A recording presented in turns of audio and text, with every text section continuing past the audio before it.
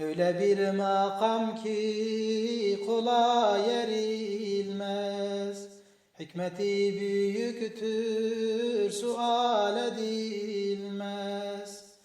İbreti alemdir, kokmaz çürümez, kokmaz çürümez. Şehitler ölmez kardeş, şehitler ölmez sırdaş, şehitler ölmez.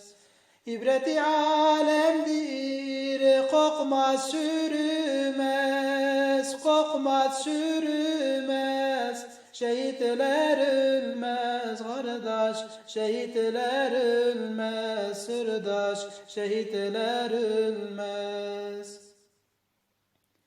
Yumruklar sıkılmış, çatılmış kaşlar, Hakka kenetlenmiş kartal bakışlar.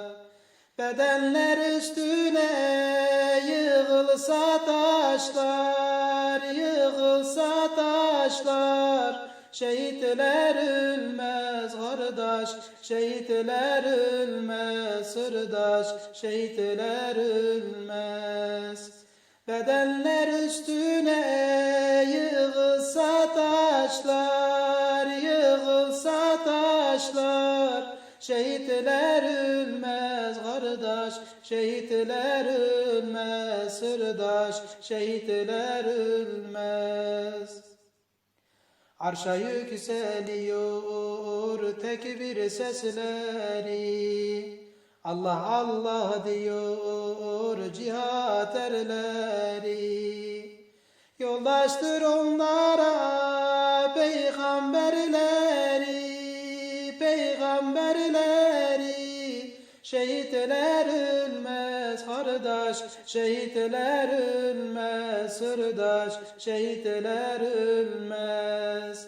Yoldaştır onlara peygamberleri, peygamberleri. Şehitler ölmez kardeş, şehitler ölmez sırdaş, şehitler ölmez.